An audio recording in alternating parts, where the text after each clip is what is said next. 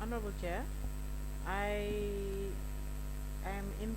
I want to hand over to the committee, and so that the committee can ask its questions or the questions it has for the time being. Yes. All right.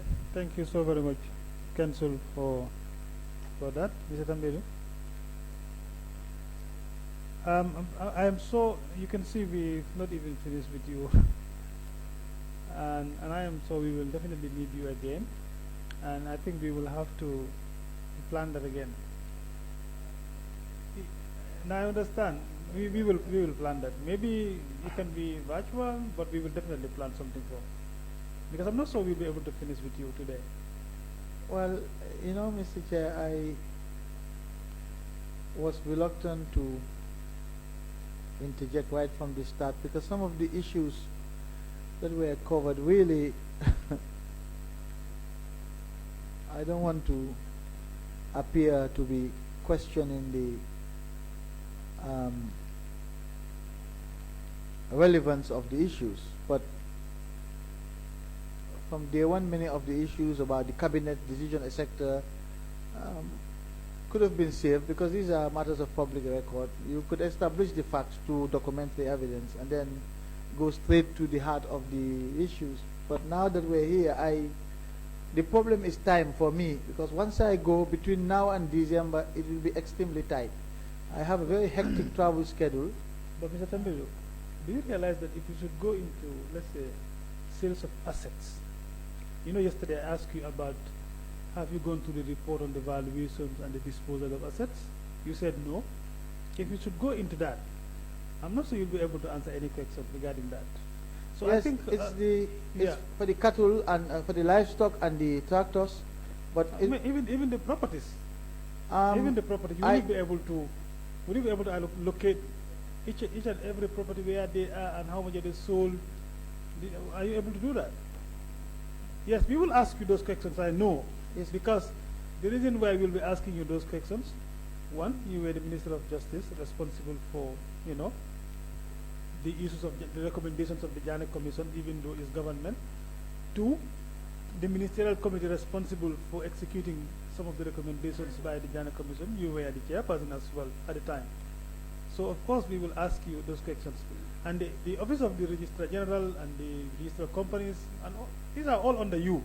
And they were executing some, responsibilities under your direction as well. So that is why those questions are coming. And of course, to be able to put those things together, maybe Council started from somewhere to understand exactly what was in the mind of the government in the disposal of these assets, and all that. And I think he did very well on that. I mean, don't downplay that. That was a very important role for this committee to determine exactly how these assets were disposed. Because remember, that is part of our mandate as well. Yes. No, indeed, Honorable Chair, I am not downplaying that. I'm just saying government is not a one-man entity. And some of the issues that you have correctly raised, which I think are relevant, there are offices of record in government. It's not like I was the one who was in charge of government. Decisions by cabinet are there. It's the office of record holder who can come here and provide these contexts, because that's what they're there for. Otherwise, if I were to pass away, does that mean the government will not be able to account for the actions that occurred at the time? But we also realized that there were some actions taken that were not documented, and then you can only be here to give us, that memory. Indeed, absolutely. Exactly. Institutional memory is I think always helpful and useful. But anyway, we are here now, and Honorable Chair, before you continue, or before the committee continues with the witness, I would just like to add that as the committee assesses the sale and disposal of assets, it also, part of its mandate is to look into the process in which it was done, the process in which the government arrived at the sale and disposal of the assets. And this cannot be done without looking at the very foundation of the entire process, which is the preservation of assets and also the investigation into or the inquiry of the assets done by the government. So done by the Commission of Inquiry rather. So therefore these questions are in the part of the, I'd say, right in the heart of the mandate of the committee, but also very important. It would be quite strange for you to come into this, take that seat, and the first questions you ask is how was the sale conducted? I'm sure you would be the one that would say, let me provide some context, since that is something that you do like very much. And the manner in which the committee conducts, we've talked about it earlier, conducts its proceedings is determined by the committee and the assembly itself. So that's just what I wanted to add to the chair. You can take over, Honorable Chair. Thank you, Council. Very well. So like I was saying, we will definitely plan that again, and I am sure we wouldn't be able to. I mean, we haven't even finished with you. We still have more issues to discuss with you. So you will provide us that opportunity. Perhaps, maybe when we are done, we will definitely communicate to see. Within your busy schedules, maybe you will have a day that you can. We will discuss that further. So like you can see as well, I still have my 2 lieutenants. We are not done yet. Council is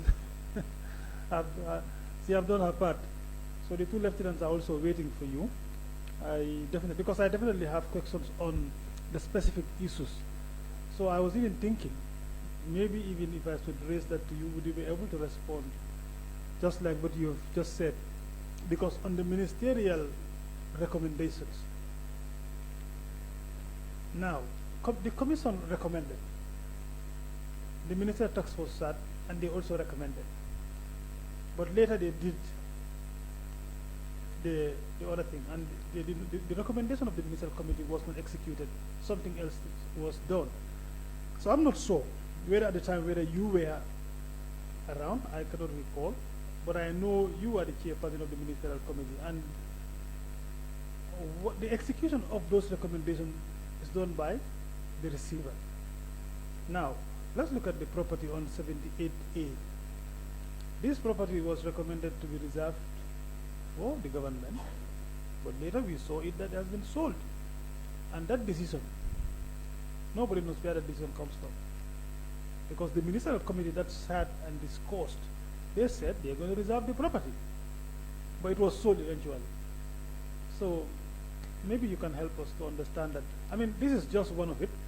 And the reason why I'm asking is for us to understand, because remember we are still looking at how they were disposed. And if you see how they are disposed, maybe we need to get, context over, the discussion done by the ministerial committee vis-a-vis the recommendation and what happened next. Thank you, Mr. Chair. No, I perfectly understand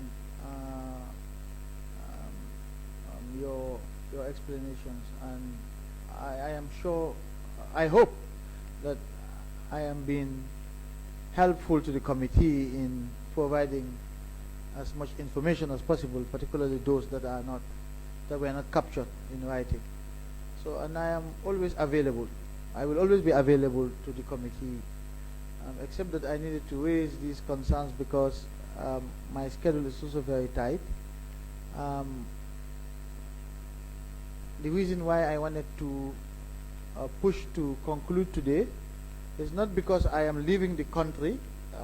After here, I have the Commonwealth Magistrates and Judges Association Triennial Conference, which starts on Monday here. The Chief Justice is the host, and I will be attending that conference for the whole of next week.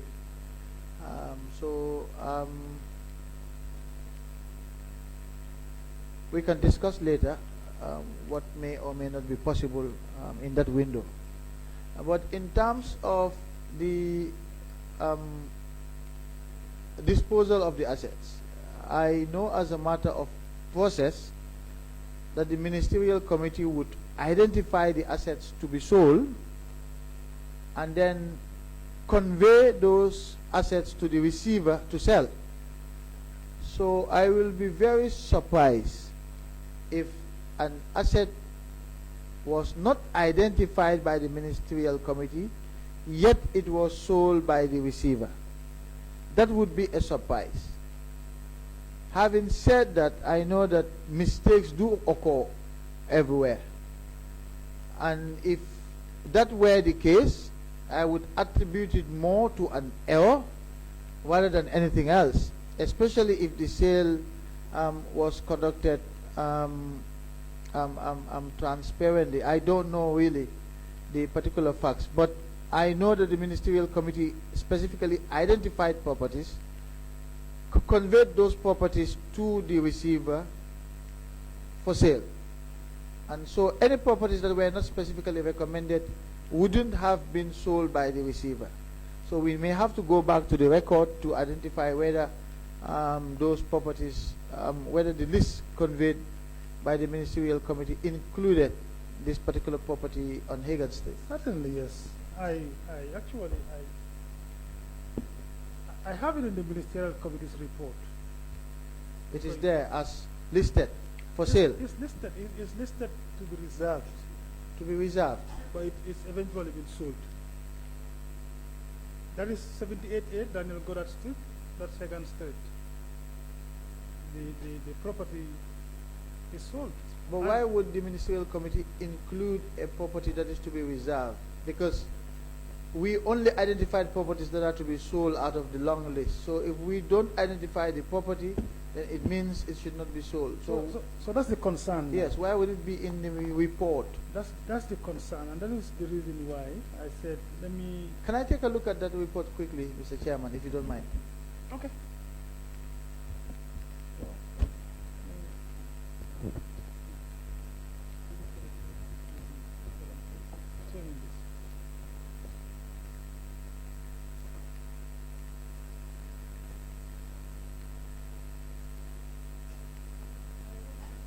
The Janneh Commission would recommend perhaps for it to be sold, but the ministerial committee would sit and then they would also recommend something, but later they eventually sold it.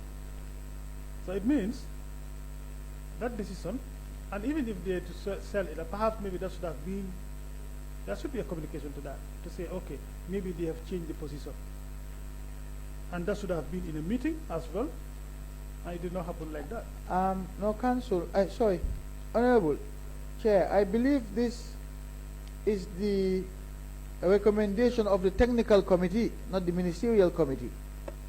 No.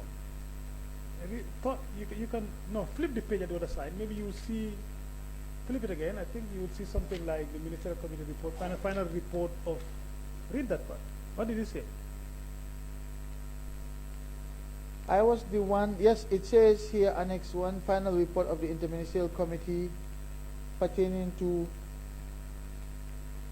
the properties that have been forfeited by the state pursuant to the Commission of Inquiry dated 9th June 2020.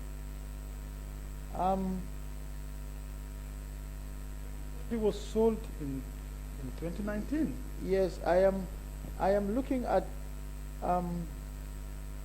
this report, Mr. Chair, and I am the one who would have drafted the ministerial committee report to cabinet, and I can assure you that my draft did not include the list that you have here. I am the one who drafted the ministerial committee reports to cabinet, and I have never attached this list. This list looks like the list that was given to the ministerial committee by the technical committee, which was an advisory committee. But was there any minutes to the ministerial committee meetings? Because yes, there are, and it's actually included in the. But these minutes were never signed. Nobody ever signed an attendance list of the minutes, because we have information that there was no minute of the ministerial committee. There was no attendance list. Well, we did not have any record of that. I have minutes, okay, which I circulated by email, and there was a report to cabinet by the ministerial committee, which also identified the list of properties that were recommended by the ministerial committee for sale by the receiver. But this report here, Yes. It's an authentic report by the ministerial committee. No, you see, the reason why I'm putting this to you, I just wanted to get facts. You understand? I know the property has been sold already because that is what we have. Even in the sales report, this has been submitted to us by Alpha Capital has confirmed that the property has been sold. I remember council. I think I am right. This 78A and B was sold. Yes, it's in the receiver's report. Exactly. Yes. You see, Chair, this is the report of the technical committee. Yeah, but it says, you know, there is a recommendation part of the ministerial committee. No, it says here, may I read this title for you? Okay. Final report of the Interministerial Technical Committee pertaining to properties that have been forfeited by. So this is the technical committee report. That's why I said I was the one who prepared the ministerial committee reports. So what was your recommendation about 78A and B? I need to check on what the ministerial committee did. But this is the recommendation, this is the advice of the technical committee. I was told Yes. most of the recommendation by the minister on this technical report is Yes. what was implemented. But that's I what mean, I'm saying. There is no major, there's no changes. Yes, but this is, so the technical committee was established by the ministerial committee to advise the ministers. But you see, the report there, Yes, the recommendation, yes, whether done by the technical committee, yes. is accepted by the ministerial committee. No, no, the ministerial committee looks, there's nothing, there's nowhere which says that the ministerial committee accepts this. The ministerial committee would go through this and decide whether to accept an advice or a recommendation from the technical committee or not. So the technical committee was there to just assist the ministerial committee in an advisory role. Because it's the ministerial committee that established the technical committee. But now there is no report of the ministerial committee. There are This reports. is the only report given to us as a report of the ministerial committee. Not, well, I'm telling you there are, and I will produce that. Well, you were not the only minister in the ministerial committee. I mean, I think if that report is there, we should have. Well, we would have had a report of the ministerial committee report. The- This is what is presented to us as ministerial committee report, and I think the recommendations there are for the ministerial committee because the Jana Commission recommended. Yes. The final table or column Yes. is a recommendation of the ministerial committee. That is what the report is saying. So, just to be sure, Yes. that the recommendation of the ministerial committee said reserve the property, but eventually it was sold. So I just wanted to understand, Yes. maybe there is a decision that the ministerial committee may have said, okay, we are going to sell it, and perhaps it would have been done in the form of, you know, communication or whatever, but that did not happen. That is why I said, let me put it to you. Yes. If I may explain, Okay. the ministerial committee is tasked by the president to identify the properties to be sold. And the ministerial committee, in its wisdom, created a technical committee which was an advisory committee to advise the ministers on which properties may be recommended for sale, which may be recommended for government use, etc. The technical committee submitted its report with its recommendations for each property. It was up to the ministerial committee, which has the last say, the final say, as to whether it accepted the advice of the technical committee on each of these properties. So the technical committee might have said, don't sell number 78 Hagan Street. And the ministerial committee decides, no, your reasons are not justified, we are going to sell it. Because the ministerial committee has the last say. Okay. Now, You see what I mean? now understand the point. I Yes. fully understand. Yes. For me, I am referring to this report as a ministerial committee report. But now, Okay. now you said you have the ministerial committee report, the final report. Yes. Yes. Can you please provide that for us? I will provide it, absolutely. I Okay. will provide it. All right. I will I provide it. request that from you. I will So- provide that. Because I have a number of them, I will stop there. Because the properties that were that should have been reserved for government use or other purposes have been sold. So if your submission is that you have a final report of the ministerial committee that is different from what we have. No, no, Please it's not provide. different. We're talking about two different reports. Yeah, no, but I am talking about the recommendation. There's Then this- I think the only thing I am interested in is the recommendation of the ministerial committee to a particular property. Yes, but this is not a recommendation of the ministerial committee. Now, Is it? that is why I said your report that you're supposed to bring should also contain the recommendation of the ministerial committee with regards to this particular property, whether it should be sold Yes. or to be reserved. So what the ministerial committee did is to identify a list of properties and give it to the receiver to sell. So if a property is listed there, it means the ministerial committee has recommended for that property to be sold. I'm not sure if I'm making myself clear on this issue. This is a report by the technical committee, which comprise the permanent secretaries of the different ministries. All right, we'll stop it. We'll keep it there. Then maybe we Yes. can get a report from you, and then we will look into that. I have the report of the ministerial committee that was tabled before cabinet. But this is the report of the technical committee, which comprise the permanent secretaries of the different ministries, and then the ministerial committee comprise the ministers. That's fine. That's Yes. okay. So there are two committees. So that's okay. I am still not convinced until I get the report. Then I will be able to understand exactly what you're trying to talk about. No, I understand your point. Yes. Now. Let me help to convince you. What No, what no, are you not convinced you about? wouldn't be able to convince me without that report, because I definitely need the report Okay. to see exactly Okay. what was said.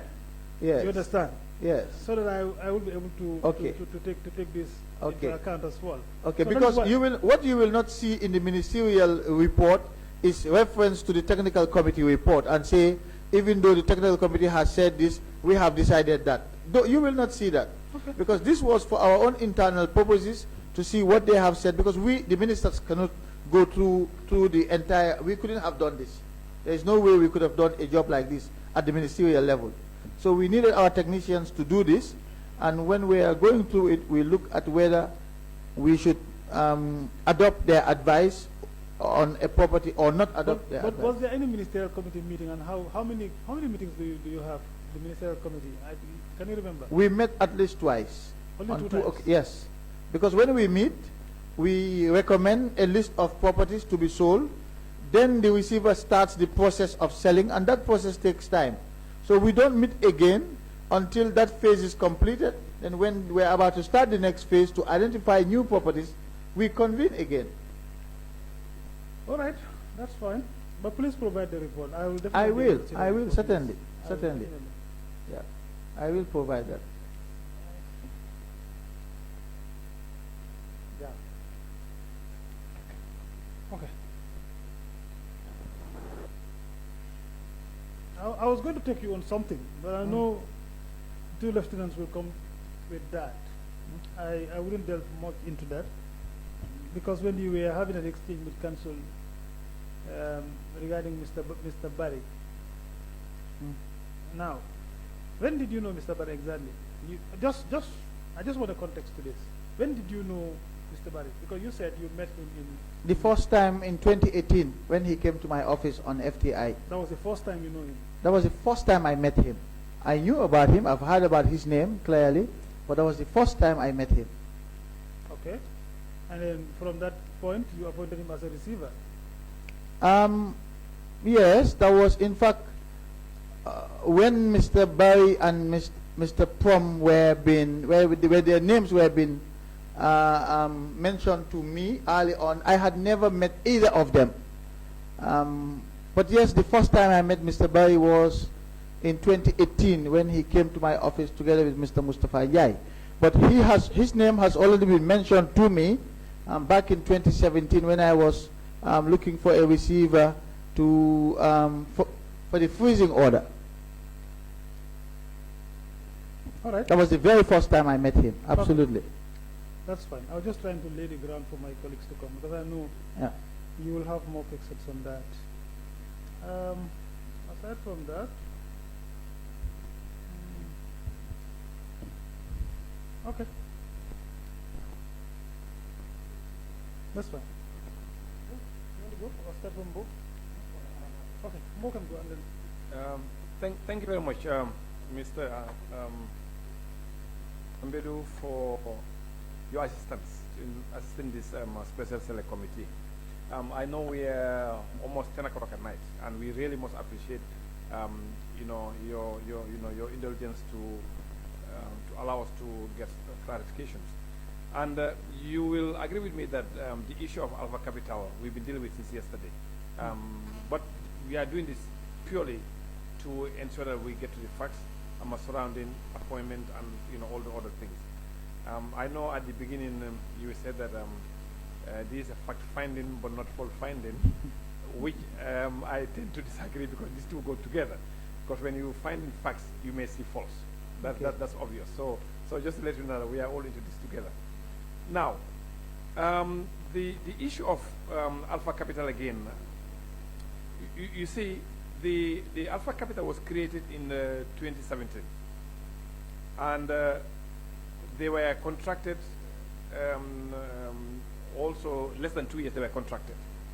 And normally, in many government contracts and stuff, you realize that they sometimes may ask for experience in terms of previous assignments of the same nature for the past 1 to 5 years, something like that. Sometimes they may put a value, whatever it is. Now, based on the conversation we have with Alpha Capital, there was no instance where he indicated experience in the receivership as far as the Gambia is concerned. I've not had any other country. Now, that also again puts me back to the same question I had earlier. The rationale of appointing them, knowing fully that they were created less than 2 years. And I know you mentioned earlier about the issue of when you give contracts to Gambians, there is so much noise, but yet still we may use legal firms internationally to represent the Gambia, or some international auditors, whatever, which is also fine. But again, it all depends what comes to the public knowledge. If it is not in the public domain, of course, people will not talk about it. But still now, we want to find out, this Alpha Capital has not shown any experience in receivership, but yet still, you trusted them. Now, I would like to know the grounds, whether you put aside the GPPA Act of 2014, which actually has some requirements in terms of giving contracts to individual institutions, or the Companies Act of 2013, etc. What really was the motivating factor, knowing fully that this is a company that was created less than 2 years, and they have not shown any, as far as we are concerned, the evidence is to us the experience in doing the receivership, as compared to the previous one that we actually had, that actually has existed for several years, and they can show their footprint in doing this. Thank you, Council. I think this is one of the most welcome questions for me. The first point is that Alpha Capital was not contracted as receiver. It was Mr. Alpha Barry who was appointed as receiver. Now, Mr. Alpha Barry uses the business address of Alpha Capital Advisory, which is Brewfoot, etc. If you look at the appointment letter, letter is addressed to Mr. Alpha Barry, and I can confirm that my engagement with Mr. Alpha Barry was done in his individual capacity, just like my engagement with Augustus Pom was done in his individual capacity. So the issue of Alpha Capital is misinformation, let me put it that way, because Alpha Capital was not the one that was assigned. It was Mr. Alpha Barry. And as far as I am concerned, Honorable, during the transition, because of the transitional justice process, again, we have to contextualize this. Transitional justice is not your everyday governance process. It is unique because it's mostly undertaken by countries that are recovering from violent conflict, or countries that have suffered systemic and massive violations of human rights for a number of years. And so it's meant to provide a transition from those kinds of governance environment to a better and more improved governance environment. And it's unique. And because it's unique, many countries have undergone transitional justice processes and have not done so well in this. Now we know that, I know that, and that is why when I initiated this process as the person who conceived, conceptualized and managed the process, I was very aware and conscious of what needed to be done to increase our chances of success. And that is why I said right from the start that I personally headhunted key personnel to our transitional justice process. And I will tell you, I will share with you today that the key to our transitional justice success was premised on what I would call the doctrine of the 3 Ps. That is, the first P is for planning, the second P is for preparation, and the third P is for personnel. And I am going to engage in an exercise here, Council, so that you have context about my approach in this transitional justice process. I'm going to call out a list of names, if you bear with me, and then I will continue the address. I'll start with Justice Jibu Jane of the Supreme Court, Justice Raymond Sok of the Supreme Court, late Justice Mam Yasin Si of the Supreme Court, Justice Cherno Jallo of the Supreme Court, Ms. Hawa Sise Sabali of the Constitutional Review Commission, Mr. Suahata Jane of the Jane Commission, Mr. Baima Sen of the Jane Commission, Ms. Ami Ben Suda of the Jane Commission, Alaji Mamadi Koyang of the Jane Commission, Dr. Lamin J. Sise, the Chairman of the TRRC, Ms. Adelaide Sose, the Vice Chair of the TRRC, Dr. Babagay Jallo, the Executive Secretary of the TRRC, Mr. S.R. Fall, Lead Counsel of the TRRC, Ms. Hoya Balagi, Deputy Lead Counsel of the TRRC, Ms. Hadidande Njai, who replaced Ms. Hoya Balagi as Deputy Lead Counsel of the TRRC, Mr. Emmanuel Juf of the National Human Rights Commission, the Chairman, Ms. Jainaba Jom, the Vice Chair of the National Human Rights Commission, Mr. Njundu Ture of the National Human Rights Commission, Imam Babali of the National Human Rights Commission. All of these names that I have mentioned here today have one thing in common, and that is I personally headhunted them.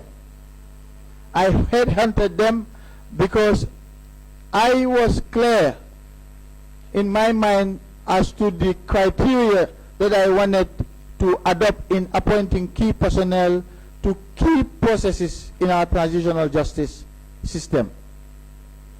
And I have mentioned that this criteria, in addition to other personal traits or experience of these different people, my headhunting these people was based on the fact that they were Gambians, on the fact that they were competent, on the fact that they had integrity, on the fact that they were trustworthy, and on the fact that they were not known to be partisan in political terms. It was the same approach that I adopted when I approached Augustus Prom to negotiate with him and identify him as a receiver before I went to court. It was the same criteria that I used to approach Alpha Bay and appointed him as receiver. So you can see the consistency in my approach with all of these key players in our transitional justice process. Now you made reference to the GPPA Act.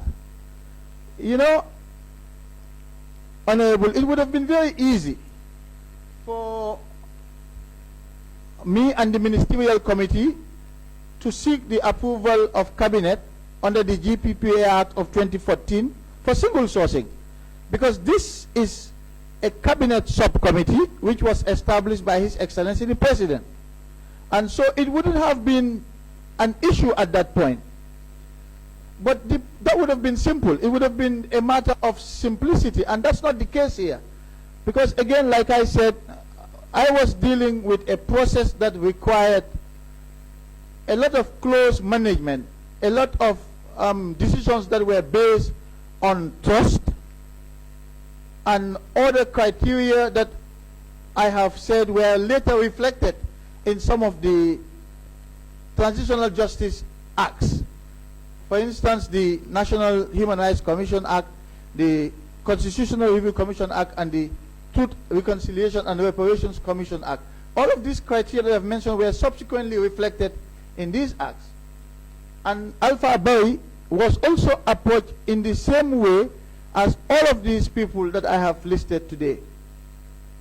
And even though you may say that some of these people, that there was no need to subject them to the GPP Act, but certainly for the procurement of legal services such as Counsel Ami Bensouda, or Lead Counsel Esafal, or Deputy Lead Counsel Horeja, it could also be argued that we should have subjected them to the GPP Act for the procurement of legal services. And I am saying that these decisions were made in the context of our transitional justice process, and it was consistent throughout, just to show that the appointment of Alpha Boy was not in isolation from the rest of these appointments and the approaches that I took. Thank you. Thank you very much. But still, Mr. Tambedou, the question still remain unanswered.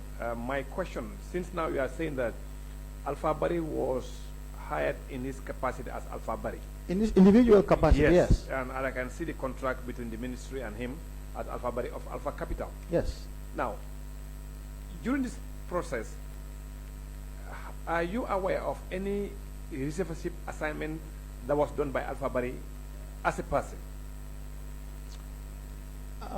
You see, Honorable, at this process, at this time, yes, my focus was on the experience in accounting and auditing of the receivers. So when I was considering both Augustus Pom and Alpha Barry, I had not yet known if either of them had any experience in receivership.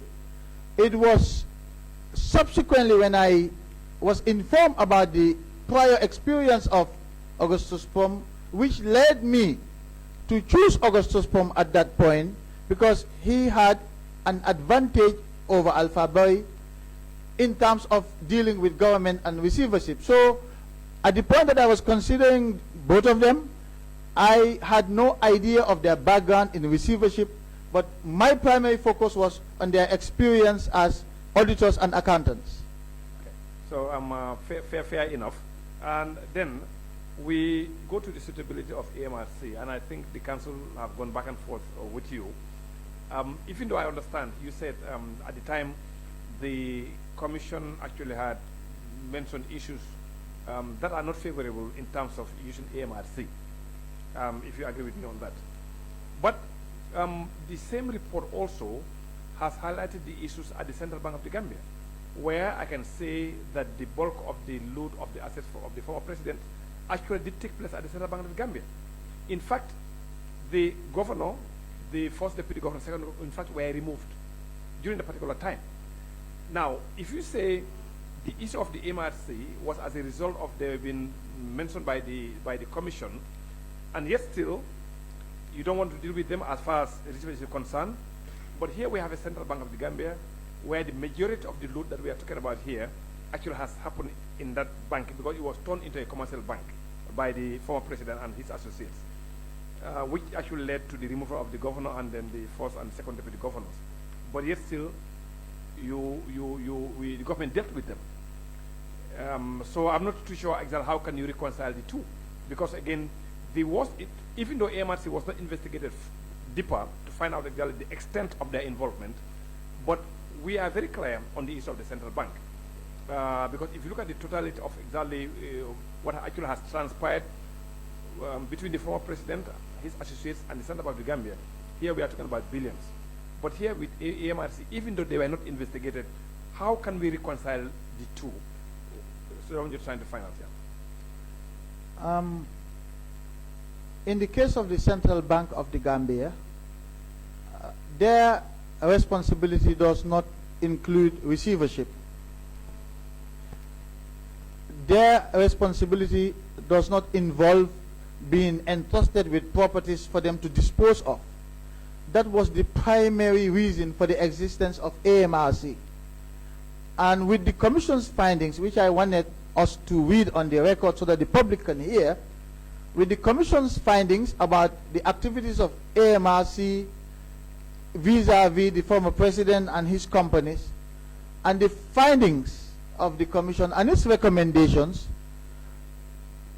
it would have been irresponsible actually for the government to now turn around, despite the recommendations by the Commission, for the government to probe further into the activities of AMRC, to entrust them with the same responsibility that they had in the past, and over which the Commission made adverse findings against them, or without necessarily going through the probe that the Commission had recommended. So the Central Bank did not have the responsibility to dispose of assets. AMRC did.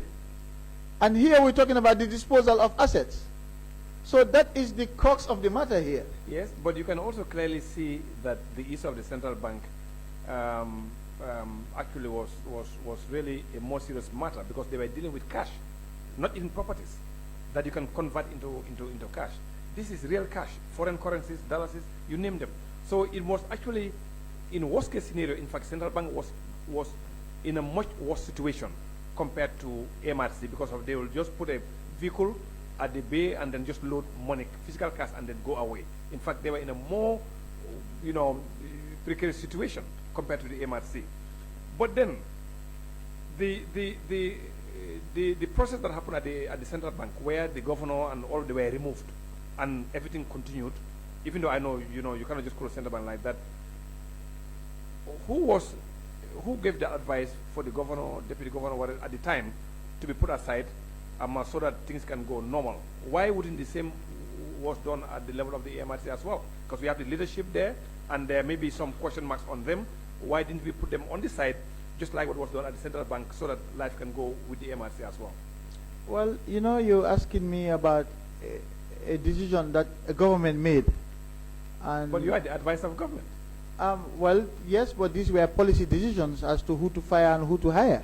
Yes, but I think based on your position in the cabinet, I think you ought to be the most appropriate person to advise government on whether to do or not to do. Yes, but to ask why were the 3 who were removed from the Central Bank removed is not something that I can answer. I was not consulted before they were removed. So it would be difficult for me to provide a response. But in this case, Honorable, don't forget that it's the Commission that recommended specifically for the government to look further into the activities of the AMRC, because it could not do so because of the time constraints. But it made findings of fact about the AMRC and its activities. And the primary reason for the establishment of the AMRC is the disposal of assets. So it would be really baffling if the government turned around and entrust the entire disposal of the assets into the hands of this body that the Commission has identified as being involved in a lot of questionable conduct. Yeah, but the Commission also was very clear that government need to probe further, which means in fact they just have only very limited knowledge about their activities. So and then they encourage government to do further because they don't have time, like you just said, for them to do what they recommended. They had enough time to make specific findings about the AMRC. It was not as detailed as maybe the other state-owned enterprises, but it was enough for them to recommend to the government to conduct additional probing into their issues. And so once that has not yet been done, really, I don't see how the government could have entrusted this process to the AMRC when the government was supposed to probe further into the activities of the AMRC. So you're supposed to probe into their activities, yet you're giving them more work while you're probing them. That's just the contradiction I see there. I think for me, it should have been like the end result. What are you trying to get from Alpha Capital that the AMRC actually... From Alpha Bari. From Alpha Bari, yes. Of Alpha Capital, that the AMRC could not do. Because if you look at the three issues that were highlighted by the council earlier, like the property of 57A Daniel Goddard Street was sold to GPA for 1 million by Alpha Bari of Alpha Capital. Then the Future Lake building also was sold to the Central Bank of the Gambia at 100,500,000, and the shares of the Gambia Petroleum was also sold to Social Security, Star Oil, and GNPC, totaling 551 million. So these three transactions alone, like we were saying, is government selling to government, amounted to 262 million. Now, even if you take 10% of that, here you are talking about almost 65 million. And I can tell you, the budget of the AMRC for 5 years is not even 65 million. But I think, Honorable, that is a very simplistic approach to this process. First, Alpha Bari's fees were reduced. I believe back in June 2020, I appeared before the National Assembly and informed the Assembly that when we started out the process, it exceeded our expectations, because at the time there were a lot of talk about damaged properties. Some of your colleagues in the National Assembly were even threatening members of the public that those who were buying these assets were doing so at their own risk.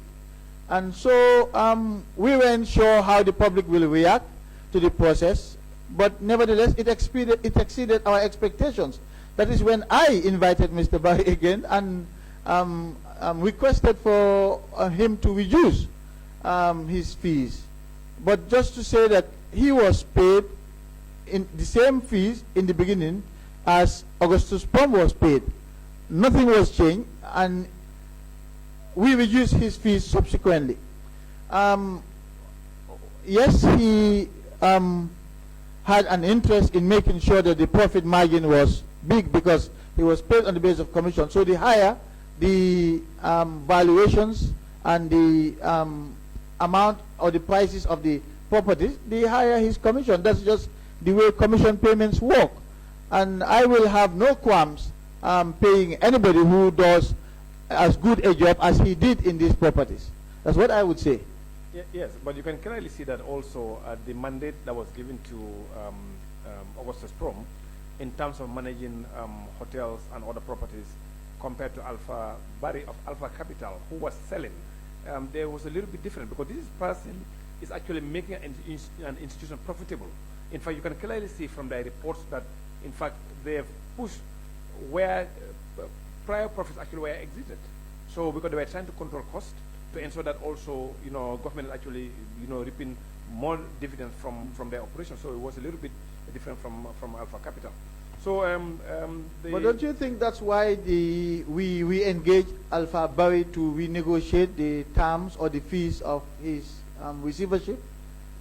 Well, for me, still now, I'm of the belief that maybe it could have been done in a much different way, like, again, still with the AMRC.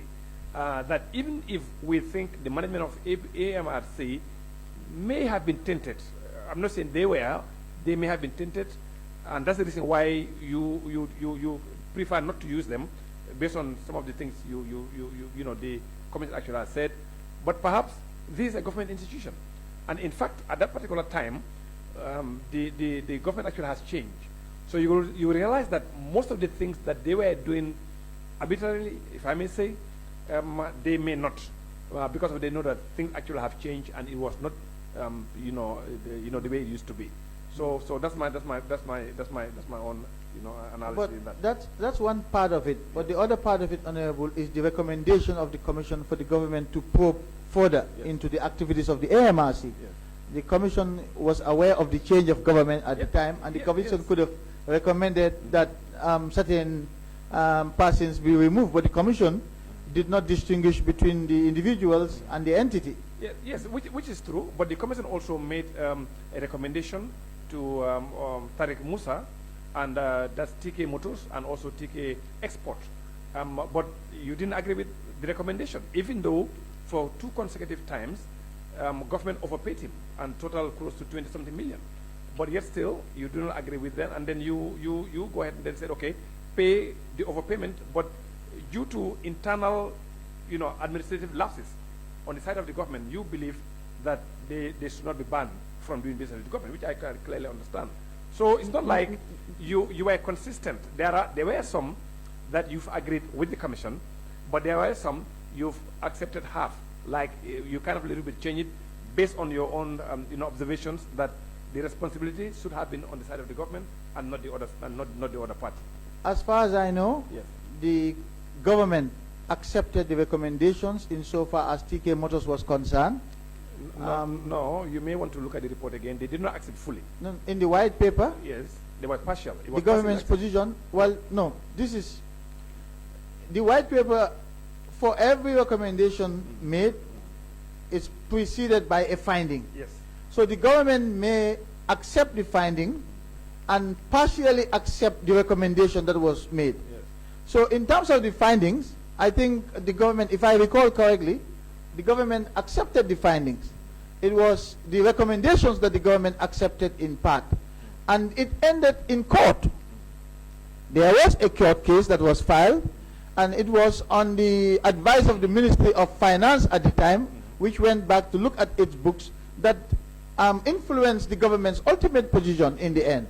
Yeah, So, but you see, if you look at the number 88, which is the white paper, it says the government accepts in part, which means the recommendation that was the commission made, they did not accept in full, my understanding. And that's why it says, so far as they relate to Tariq Musa, in particular, the government accepts the commission's finding that TK Motors could not have obtained and maintained the level of patronage it enjoyed for almost 2 decades without providing incentive to former presidents. So the government accepts that the finding of the TK Motors was overpaid by those two I have mentioned, almost like 38 million, for the yes, but look at what the government did not accept. No, that is the banning, to ban him from doing business with the government because of his Tariq Musa TK Motors and TK Export that was based in Dubai. But we see, Mr. Tambedou, overpaying, here you are talking about almost like 38 million. That someone actually has overpaid you. You knew, but you did not refund. That alone should have been enough for the government to actually accept. Because any person that is trustworthy, that is truthful, you are overpaid that 38 million in Gambian situation. I think you know, but you didn't refund it. I think your credibility should be questioned. That's it. So again, I do understand what you are saying because again, it was the responsibility administratively on the side of the government. I do understand that. But even if the government administratively was at fault, you realize government's fault. I don't think it's proper for you to keep quiet and not to rectify or to correct government. And Honorable, you're right. But like I said, the matter ended in court. Tariq Musa went to court with the government. The Ministry of Finance, because the Attorney General's chambers represent the government in court, and different government departments are responsible for their transactions, and we can only rely on the facts that are presented to us by that relevant government department. In the case of Tariq Musa, we received information from the Ministry of Finance that in fact, having gone through their own records, our chances of success in court was not high. And so I believe the matter was resolved out of court by the government between Tariq Musa and the Finance Ministry, and the case was dropped. That's what happened. But the reaction in the white paper was the government's deliberations in cabinet and discussions and position in accepting the findings, in accepting in part the recommendations, but in not accepting the recommendation to ban them. That is the government's decision, and I don't. And you are the advisor of the government. Well, I don't tell the government what to do or what not to do in terms of its reaction to recommendations of the commission. It's discussed in cabinet, and a position is taken either by consensus or by majority. And so this is not an issue of law, this is an issue of policy. What will the government decide as a policy in reaction to a recommendation? If it was a matter of law, I would have the responsibility to advise the government and the government would be bound by that advice. But this is not a matter of law, this is a matter of policy. Thank you very much. Honorable, before you go, I just 1-2 minutes. I have found inconsistency in the question I was trying to ask, and Mr. Tambedou was not very sure. Now, Mr. Tambedou, with regard to that property, I have seen something, and I just wanted to read to you. Okay. Unless if you are telling me the ministerial committee acted before the technical committee submitted their report, because the property in question was sold in 2019, according to the bids came in 2019, and it was disposed of. And the report of the technical committee was compiled and submitted around 9th of September 2020, kind of. Yes. So, what happened? Was it that the ministerial committee acted before the technical committee submitted their report? Because remember, the technical committee was assigned to do a job, and their work should be submitted to the interministerial committee to look into, and also for a recommend. Yes. So, how did this happen?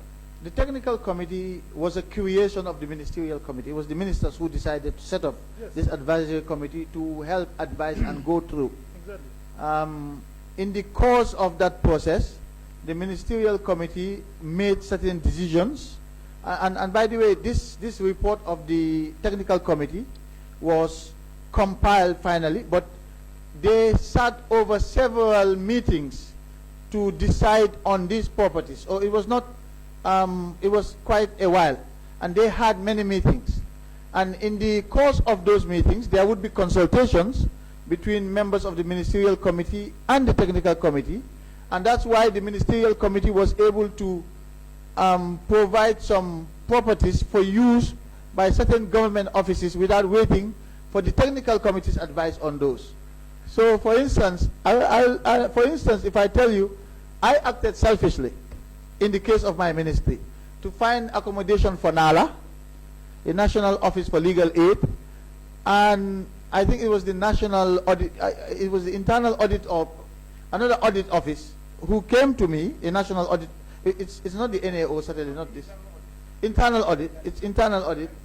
They wanted a place to occupy. We didn't have to wait for the technical committee to compile their report to the end. Yeah, but my problem is, don't you think the recommendation that the technical committee gave to the interministerial committee, if you have changed your decision, during the course of their work, that should also reflect in the recommendation to say, in as much as the technical committee wanted that property to be retained by government, but probably the interministerial committee decided for the property to be sold. So the property should reflect that it's sold, rather than still, reflecting as being maintained by government. That's my point. For me, I think that is where the problem comes in. Yes, I know the interministerial committee might have sat down and then discussed while the committee is doing their work. They were also taking decisions based on some of the recommendations they have. But the final report of the technical committee, that should reflect the actions of the interministerial committee. What action have they taken? That's what I'm saying.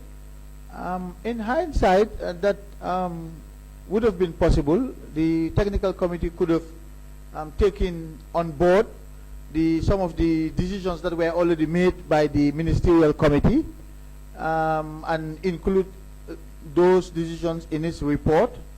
Certainly, that wasn't done. So it is what it is. I don't know what to say about that, but you're right. They could have. And mind you, the report I am reading it from is in Alpha Capital submission, and Alpha Capital was appointed as a receiver, and then the property is handed over to the receiver by the interministerial committee. That is the ones he has sold. So I would have expected Alpha Capital to submit a report of the interministerial committee rather than a technical committee report. Yes, and Alpha, you see the Alpha Capital, I would be surprised if he had copies of the ministerial committee's report, because the ministerial committee's report was for cabinet. He might have been given a copy, but what Alpha had was the ministerial committee conveying to him the list of properties that he should be selling. If you see what I mean, that's what the ministerial committee, that's the approach the ministerial committee took. It it discussed, identified the properties, and those properties are conveyed to Alpha. In fact, they were conveyed by email from the Department of Civil Litigation to Alpha, identifying the properties that should be sold. I don't think it was conveyed in a very formalized way. So, but the Ministerial Committee's report was for Cabinet, and that was submitted for Cabinet's consideration. That's fine. That's okay. I'll stop it there. Okay. But remember, I will still request for that interministerial. Oh yes, I will provide that, certainly. I'll provide that. You can go ahead, please. Thank you, Chair. And thank you, Honorable, for being with us throughout the week. To start with, I just want to connect from where the Right Honorable Mbow actually stopped. And I would make a remark before gauging your mind on a specific issue, because for me, victimizing AMRC might not really be a fair decision. For the fact that, for me, my take is almost every other public servant during Jammeh's days, if the way we are taking issues, for me, every other person should be punished for your actions. Let's take the Ministry of Justice as an example. How many cases have they presided over during Jammeh's days, prosecuted citizens, send them to prison without relying on any specific law, and the Ministry of Justice still continue to exist without being reprimanded? And why AMRC is so special in this situation? Thank you. Well, my response is really to refer you to the recommendations of the Commission, because that is what guided the government's actions. Here we are, the government establishing a commission of inquiry that is independent, that has gone through evidence that you and I haven't had access to, which has made findings of fact about a particular state-owned enterprise whose primary responsibility is to dispose of assets. That's their primary job. And the commission made factual findings about the processes that that state-owned enterprise or that public body was involved in with respect to that primary activity. And the findings of fact were clear that that entity was involved in acts that were unlawful in collusion with the former president. And the commission went further to recommend that the government should set up another body to investigate further into the activities of that public body, because it didn't have time to do so. Now, having made that recommendation, having made those findings, it would have been, I believe, irresponsible for the government to turn around again and to entrust the process of assets disposal to this very state body that the commission has said was engaged in unlawful activities in collusion with the former president. Honorable, I want to believe. Sorry, Honorable Jammeh, for interjecting here, but considering the witness has been talking about the commission's report and has also, we had this exchange. I had this exchange with him, and I think a similar exchange was had with Honorable Mbow, and now the same point is coming up again. Perhaps let's give the witness the report so that he can show us we settled the issue, and we can continue on others. Okay. Right. Yeah. And so you can continue. So I can continue, right? Yeah. Or I allow you to. No, it's you. You would do that, but Okay. we just give him the report to take a look, so he can also satisfy the Exactly. request he had made earlier. Have you located the place where the commission made those findings? Because I don't have the report, the 9 volumes in my head. That is I where can't I was locate it right reading now. from. That's where you were reading from. And the factual findings are there. The findings and then the recommendation. Okay. Yeah. Okay. But we can give you the laptop and you can, rather than the hard copy, the digital copy, I think it's easier. Okay. Yeah, for me, I'm not even Secretariat, going to. please. Yeah, you can do that. I was not going to dwell much on it. What I was trying to put across is with the issue of the former president, for me, we were all complicit in one way or the other. So as such, we cannot blame one institution over another. Even the social security, that some of you were busy to make sure that they get back Ozone Bay, we are equally complicit by taking pensioners' money, investing it into hospitality development without the consent of those pensioners.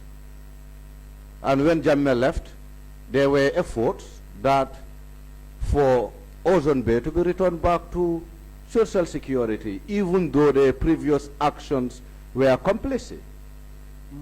Yes, so for me, every other institution in this country were complicit. I don't know what to say in response to that, but what I do know is that AMRC's situation is unique because the primary purpose of establishing AMRC is to dispose of assets. And you're now asking the government to entrust AMRC with that same responsibility when a commission of inquiry has established that in the course of its mandate to dispose assets in the past, it has been engaged in actions that were unlawful, and therefore their actions required further investigations. It would be really awkward for the government to turn around, having been told clearly that by the commission about their findings and the recommendations, to then entrust this same entity with an assets disposal process. I don't think that would have been diligent on the part of the government. I don't think that would have been responsible on the part of government to do that. It's like you're investigating someone for a criminal act, theft, and then you go and entrust that person property again whilst he has been investigated for a criminal act. It's the same with the CBG, the same with Social Security, the same with NAWEC. However, those factors were not considered, but instead they were favored to buy certain shares, they were favored for certain enterprises to be returned back to them. And with AMRC, even though they were also complicit, for me, they should have also been given the chance, because for me, you said it from Monday that during Jammeh's days, no one was with your right set of mind. So almost whatever we were doing, including the Ministry of Justice, wasn't guided. So for me, it was going to be better to open a new page rather than victimizing government institutions, more especially a SOE that was established by an act of parliament.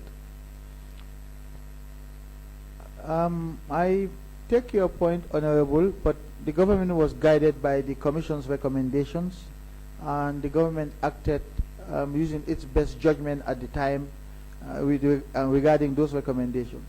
Let's progress, Honorable. Maybe my next question wouldn't be that convenient, but it have to come. And I want to make a reference on the publication made by the Republic through Mustafa Suwande Dabo. Yep. And if my mind can serve me, I believe he had an interview with you. Or he sent you a questionnaire. Yes. Right? And part of your response was about Binta Sise. That you intervened to follow up with the Gambia Tourism Board for a land that she applied for. Sometime in May, right? That was when you had the interview with Mustafa. What really makes you to intervene in the case of Binta Sise for the application she made with the Gambia Tourism Board for the process to be expedited? I was following up on her behalf because I wanted to know what the state of her application was. And Honorable, when I was AG, many people came to me to intervene on their behalf on many issues, including members of this National Assembly. And if I were to name the people who came to me to intervene on their behalf on different matters, some of them was in relation to their constituencies, there would be a long list. And so I see nothing wrong. It's not a crime, it's not forbidden to find out the state of application by someone who at the time was acting as my estate agent, who I knew very well, and who I wanted to find out whether her applications were successful or not, like I have done for many, many people who reach out to me to ask for intervention, as I said, including members of this National Assembly. We wouldn't touch on those. I would specifically be looking at the issue of Binta Sise. Was that not a conflict of interest having you as the then AG to intervene in your estate agent personal business to kind of influence a decision? But how would that be a conflict of interest? I don't understand. Because he works with you directly, and you being a state minister, for me, if you should engage any institution on her behalf, for me, that will be a bit conflicting. But I have said here that I have done that for many people when I was AG, including members of this assembly. So I see nothing. What's the conflict here? What is the conflict? Maybe let me be clear what you mean by conflict. The conflict here is Binta directly works under you as a state minister. But you see, that's the problem you're making. Binta was not working under me. She was working with you as an estate agent. She was the person who was in charge of my properties and renting them out. Yes. Exactly, meaning she works for you. Yes, I was paying her for work. Exactly, under your authority that she was managing that estate or those estates. So that makes it a conflict of interest for the fact that she was very close to you, for the fact that she was working with you, and for the fact that you were a state minister with so much influence. For me, I would take it to be conflicting, because it was going to be better for someone else to engage the Gambia Tourism Board than you. Honorable, with all due respect, and I believe I have been very respectful to all of you, and I would want you to reciprocate that respect to me as well. And your words that she was very close to me were really unnecessary. Now, you may choose to believe whatever you want to believe. I do not care a dime as to what you believe. But I am telling you the facts as they occurred. She was someone who was managing my properties. She applied for land in the TDA. She informed me, this is Gambia, people ask for favors. She wanted me to find out what the process at the stage of her application process was. I willingly did that. I only inquired, and not even with the tourism development, not even with the tourism development board. My inquiry was not with the tourism development board. But if that's where, is that the route you want to go down, I am happy to go down there with you. My inquiry was not with the tourism development board. If you persist, I will tell us your intervention was with which institution regarding Binta? Well, you're using intervention. Now, again, that is misleading, because it was not an intervention, it was an inquiry as to the stage of the application process. And in any event, Council,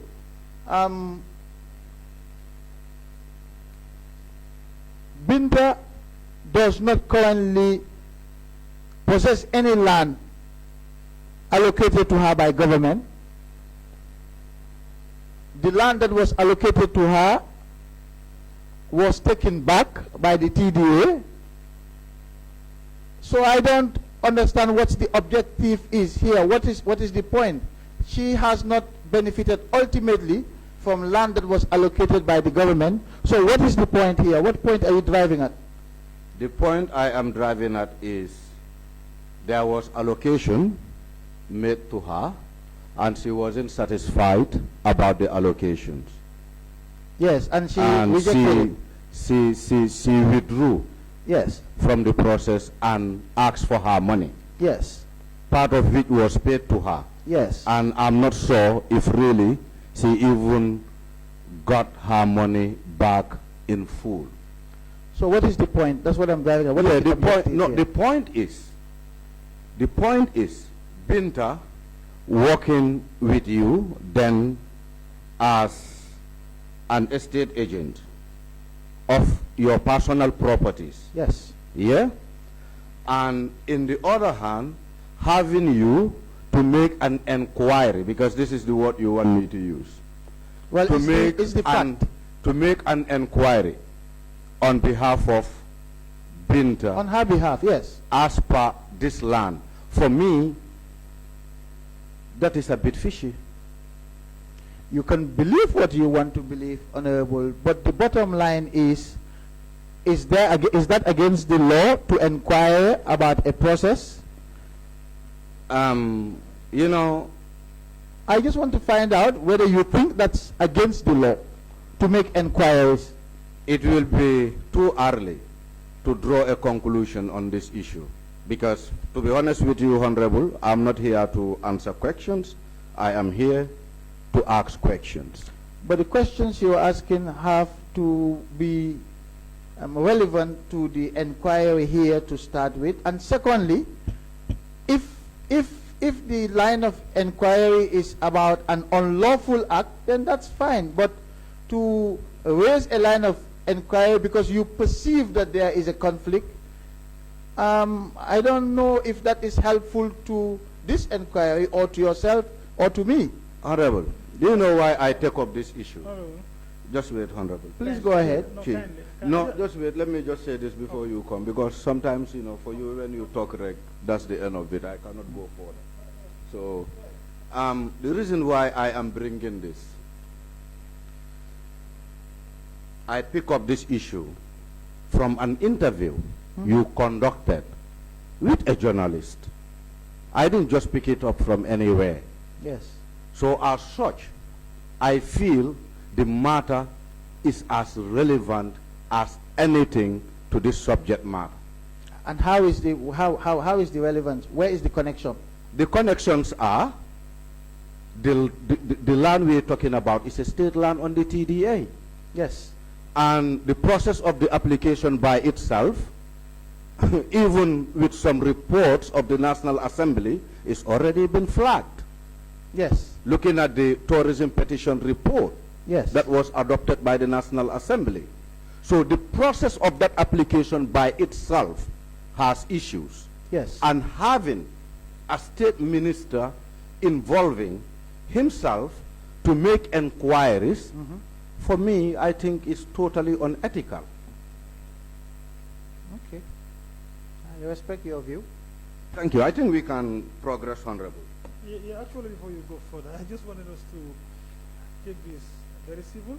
I mean, we definitely have to, the communication should be very civil. Like, let me say it that way. Like I said earlier, when we are doing fact-finding, I mean, we need to put emotions aside, then so that, you know, questions perhaps are answered in a way that will also benefit the committee at the end of the day, because we do not want to bring any witness here to actually frustrate or kind of put words that will anger the witness. We are not, that is not our intention. And also we do not want members of the committee to feel, you know, upset with the response of our witnesses. So we take it very civil. We can ask questions and answer the way questions are asked. At the end of the day, this is going to benefit all of us. And I think that is what I wanted to put across. Huh? Honorable, thank you. Yeah, thank you, Chair. And I knew very well that those questions wouldn't be really convenient for Honorable. Oh, no, I don't mind at all, so long as you accept the responses that I give to you, because when I respond, you throw back other questions that are unhelpful. So, but I don't mind at all. In fact, it's an opportunity for me to clarify these issues. And for me, Honorable, with all honesty, that's the way I take it.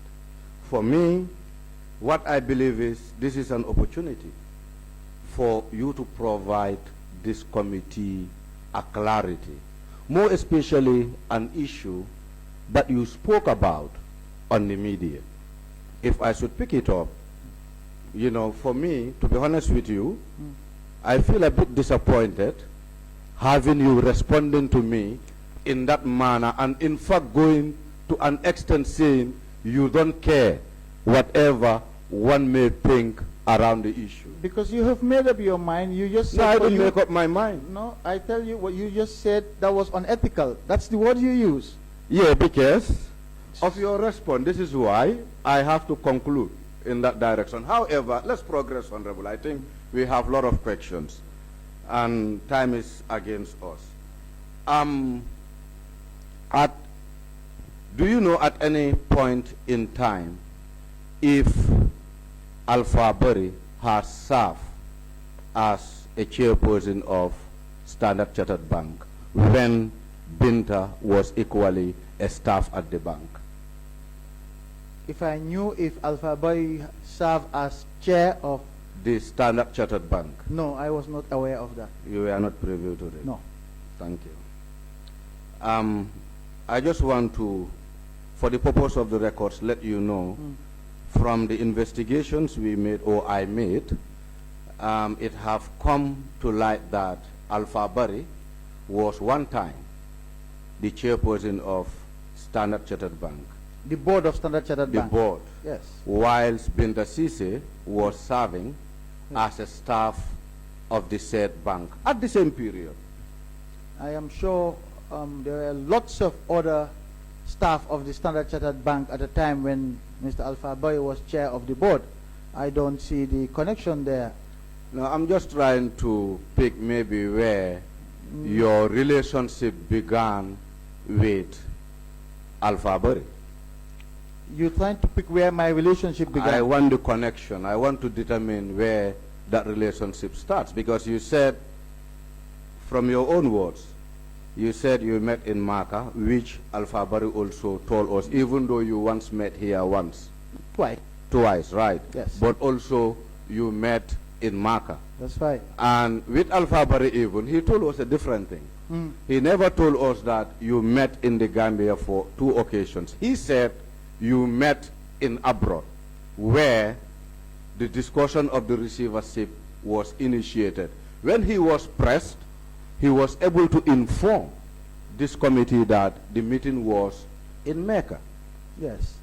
I don't know the context in which Mr. Boy provided that response, but I'm sure Mr. Boy would not have failed to tell you that I first met with him. I don't know what he was asked, but I am telling you that insofar as the receivership was concerned, the discussions, that was first held in Mecca. But that was not the first time I met with Mr. Barry. The first time I met with him was in 2018 in my office, and of course subsequently in the cabinet office when we were discussing FTI at that point. Let's progress.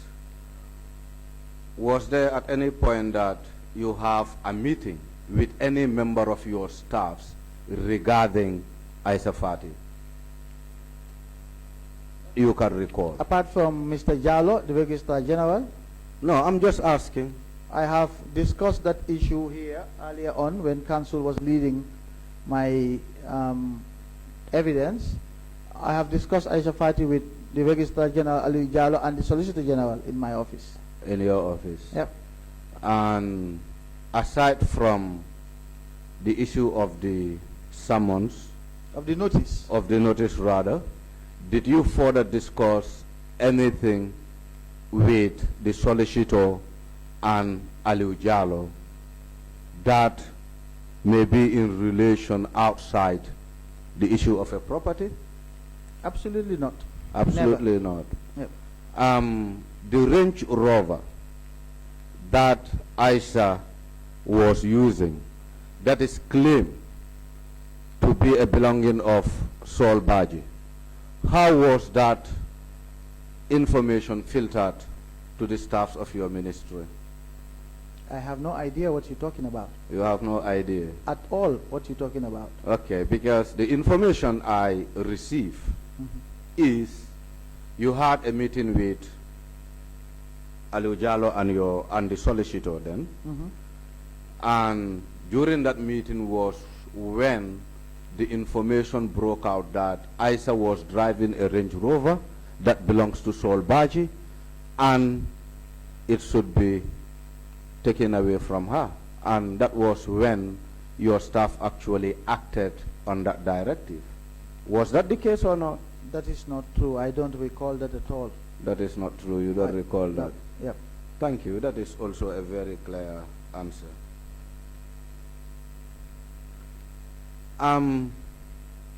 It will be of interest for this committee to know why do the ministry choose not to continue with prompts as a receiver?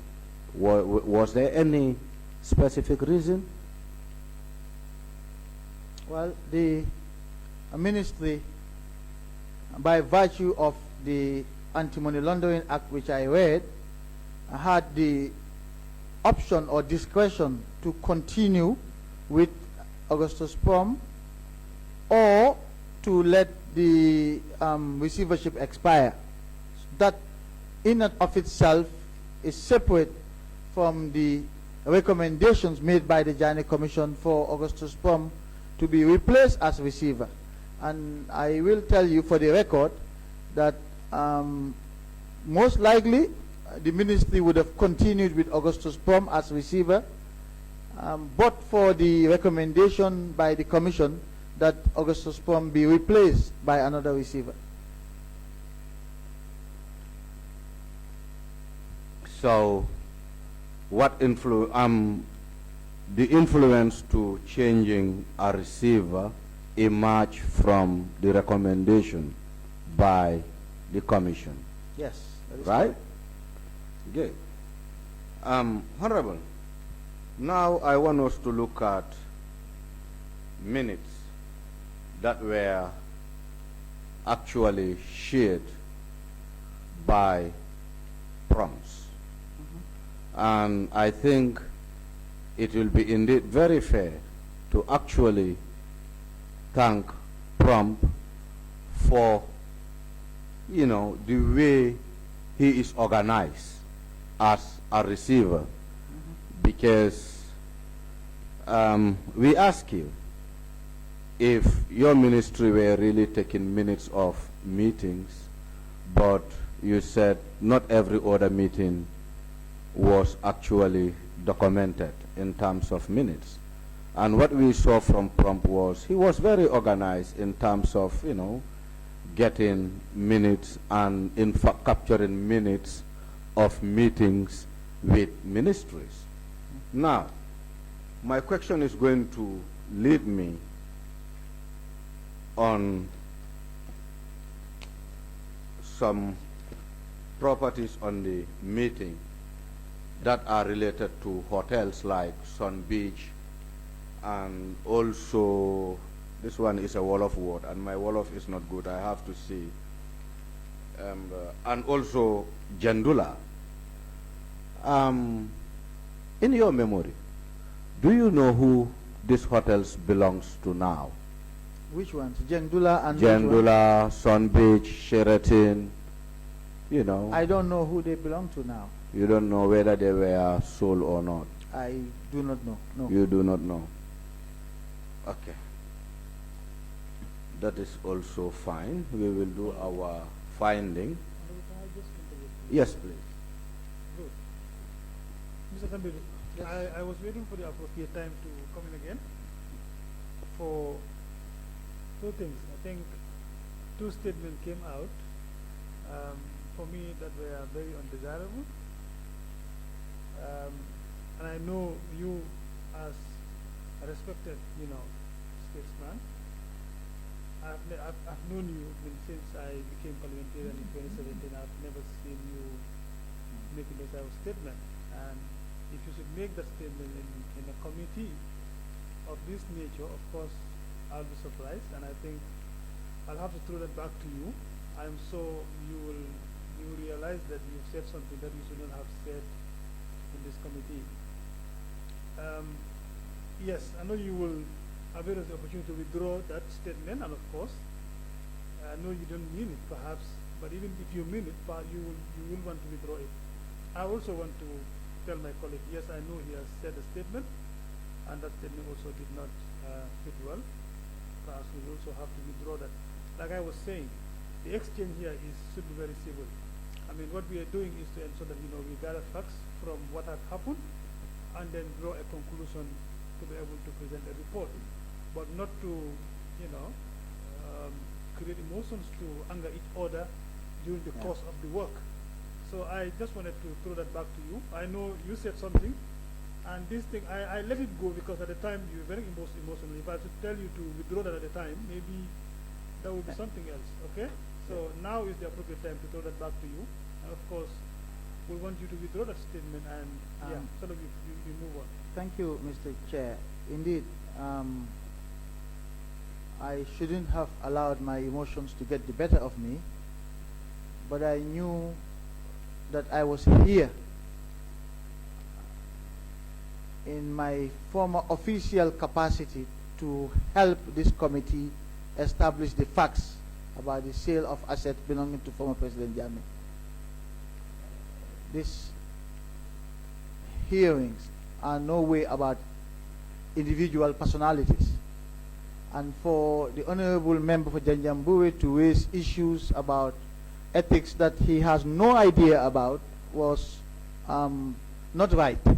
I am not one who will be disrespected in public because there is an audience watching on Facebook or anywhere. I don't think he knows me. I can be very respectful, but I can also robustly defend myself if I needed to. Now, in terms of my comments earlier, out of respect for this committee, this House, and of course to each and every one of you, including the Honorable Member for Janjambure, I offer my sincere apologies for words that I might have said which were not fit or did not accord with parliamentary decorum. So I do convey those apologies unequivocally. But I will also say that I should be treated with respect. People should not pick up things on social media and bring them here. This is parliament. This is serious state business. And the Honorable Member for Janjambure ought to know that no matter how carried away he is for his constituencies on social media, I wanted him to understand very clearly my position about that. But having done that, I think you're right. I shouldn't have allowed my sentiments to take over. So I really apologize again. That's fine. Thank you so very much. Honorable. Chair, with all due respect, I wouldn't see this as an apology. He said it outright. He said, I cannot be picking issues on Facebook, bringing them here. I want the honorable member or the honorable former AG to understand that there is nothing that I am picking on Facebook. Let me just say this. The whole exercise that we are doing emerged from an investigative report. Certainly. That has nothing to do with Facebook. That's very You get it right. That's very And I took my reference from that report that Mr. Tambedou has provided information for.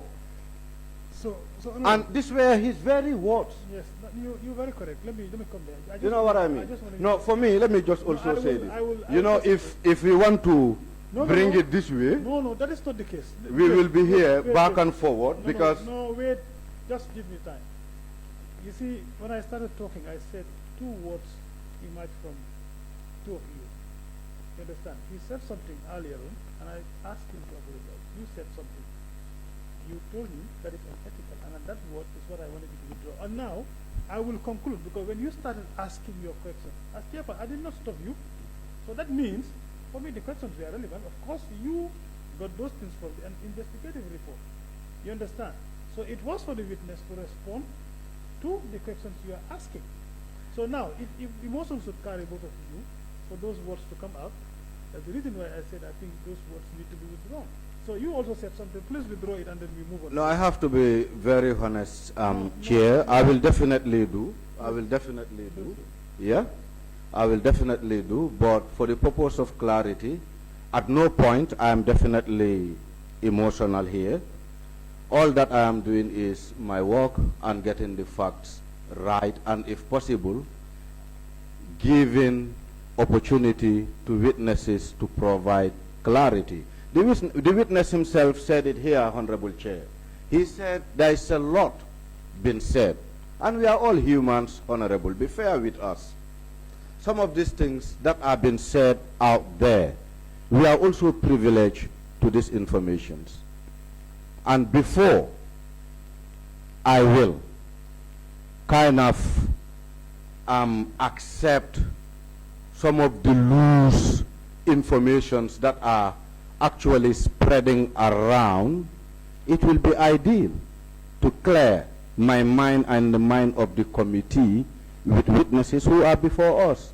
But it's not about I'm being emotional, it's not about I'm trying to be disrespectful, and it's not about I'm trying to kind of embarrass you. No way. All that I'm doing is my task based on the available information. That's fine. I know. That's And if you think you are offended, my apologies, we can progress. But from the word start, I said it. I will very well. If I talk about this issue, it wouldn't be really convenient for you because you will more of attach it to personal. And for me, even looking at my question, I was not even trying to question your current relationship with Binta. This is why I went that far when she was working for you as an agent to your properties. So I was very conscious about what is personal and what isn't personal in this situation. okay. That's fine. That's okay. Let's proceed. But if you think we shouldn't avail you the opportunity to clear our doubts, well, you know, I can always close my book and, and call it off. No, Honorable, please go ahead. go ahead, You can ask any questions you want to ask, except that, like I said, it was not a pleasant experience for me as a person, knowing that the allegations that were contained in the report were utterly false. And I did tell Mustafa this. And I issued my rejoinder. I don't want us to get into that. You see, You know, it was brought up by... Yeah, that's what let's I just just- move on and yeah. forget So about please- the please rebuttal. please proceed. Yes. Please. Honorable Minister or Honorable Tambedou, I want to take you back on a letter, a petition by the ex-Jane ex-commissioners. Are you aware about a petition that was authored by the ex-commissioners to the office of the president? I believe you had an interface with the council around this specific petition, if I may ask. I don't recall engaging with council on the petition from the Jani commissioners, but I know that the Jani commissioners had written to the office of the president making certain requests. So I don't know whether you're referring to this request as a petition or not. I'm not sure. I wouldn't refer this as a request, because the document before me said, in confidence, on top, the address, if I will be permitted, Chair.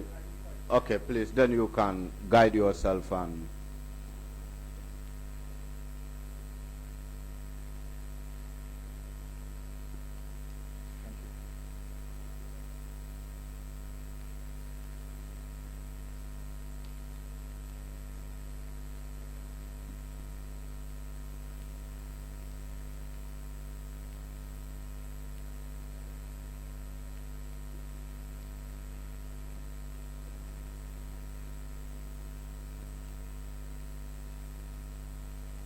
Yes, go ahead, Honorable. were you privileged to this document? Yes, I am. And looking at the content of the petition, for example, after the, what will I say, on the first page, after the fourth paragraph, I think from 1, 2, 3, 4, where some of these issues addressed as a concern by the ex-commissioners. Well, the petition was addressed to His Excellency the President, and I know that I did all that I could for them to receive their final payments, which was ultimately done. They received their final payment? Yes. Which is my key interest here, because for me, I believe every other individual deserve what you own. And looking at one of the clauses here saying, if I'm to read like one, $200,000 each for December. So sorry, it says here, another issue that must be dealt with is the non-payments of our allowances. $200,000 each for December 2018 and January 2019. Also another 200,000 for February and March, which we hope the National Assembly will not object to when they realize the magnitude and profitability of the state of our report when implemented. So if you say they were paid for, I think that actually clear my mind. Indeed, as far as I recall, their full accounts were settled. Okay. We can still progress.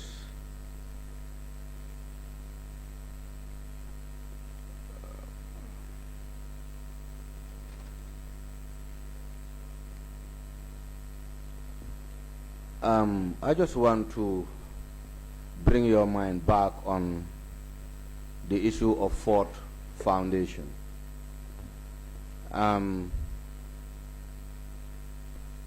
Just correct me in case I am wrong. Is it right to say the Ford Foundation engage your ministry and the commission to do certain work for them? For the Ford Foundation or for the ministry and the commission? For the ministry and the commission.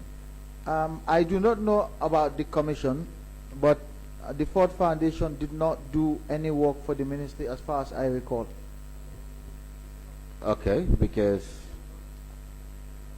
I think one of the witnesses actually adduced that the Ford Foundation have actually conducted some forensic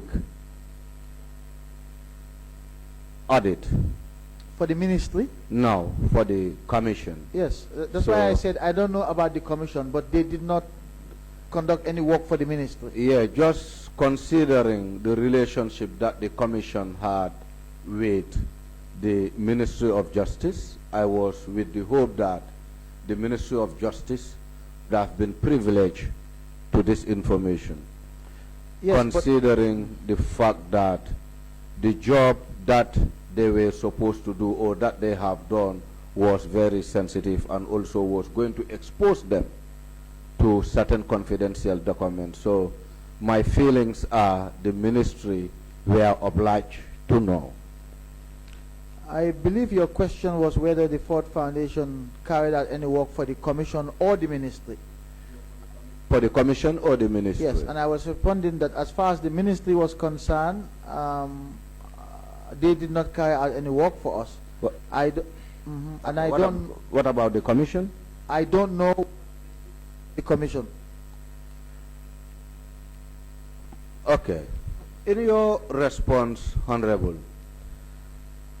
you said there was 1 or 2 American farms that came into the country to support the TJ process. No, I didn't say there were 1 or 2 American farms. There were agents of the American government who came to the country to help us link the sources of funding with the purchase of the Potomac residence of the former president. The reason why I am bringing this, there is something that I pick up from your statement that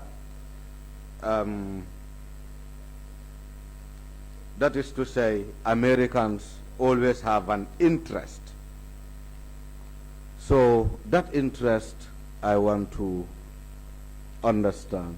I think all nations have interests. Every nation pursues their interests.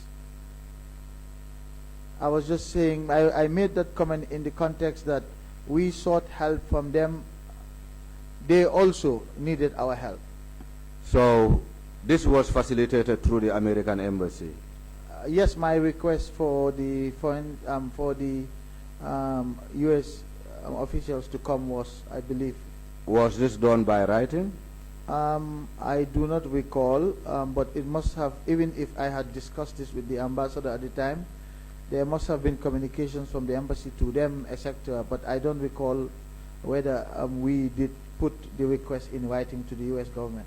Honorable Chair, with your permission, I want to request that the Ministry of Justice to check into their files and serve us with the communication to the American embassy or the correspondence to the American embassy concerning the support of experts to come and support the work of the commission or the ministry. That's fine. Noted. We will pass the order.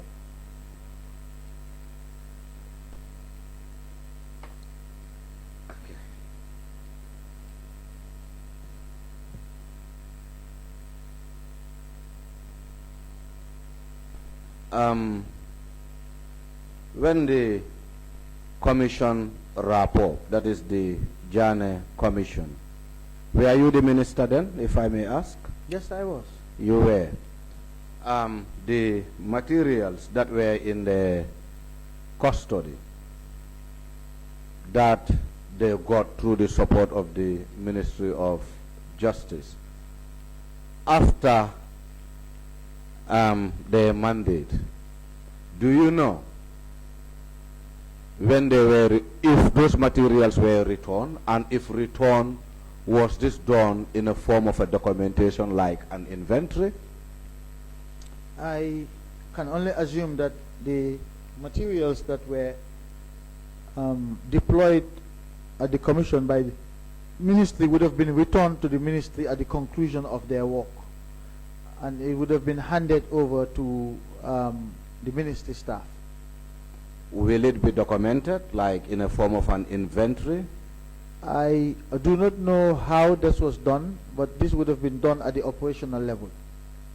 Okay, Honorable Chair, I just want to request that or apply that for the Ministry of Justice to serve us with the inventory of the materials that were returned by the Jana Commission to the Ministry of Justice to enable us find out whether the scanner or the scanning machine that was donated by the American consortium firm or whatever, whether it was part of stuffs that were handed over to the Ministry of Justice. Okay. You mean the materials returned to the Minister of Justice by the Jana Commission? By the Jana Commission. If we can have an inventory of it. Noted.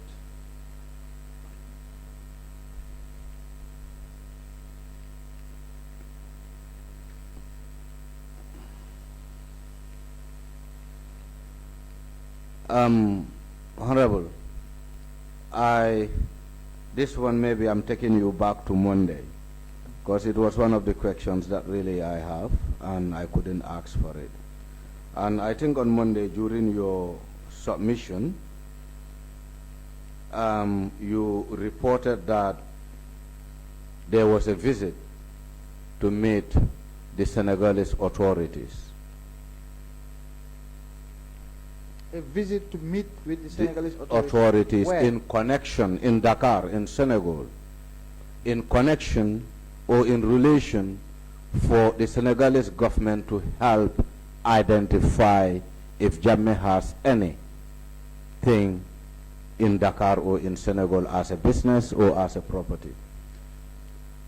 I'm not sure if I said anything about a meeting in Senegal with respect to the properties of the former president. I do recall saying that we had written to the authorities in Senegal to seek their assistance in tracing the assets, particularly the livestock and some vehicles that were taken across the border in Senegal.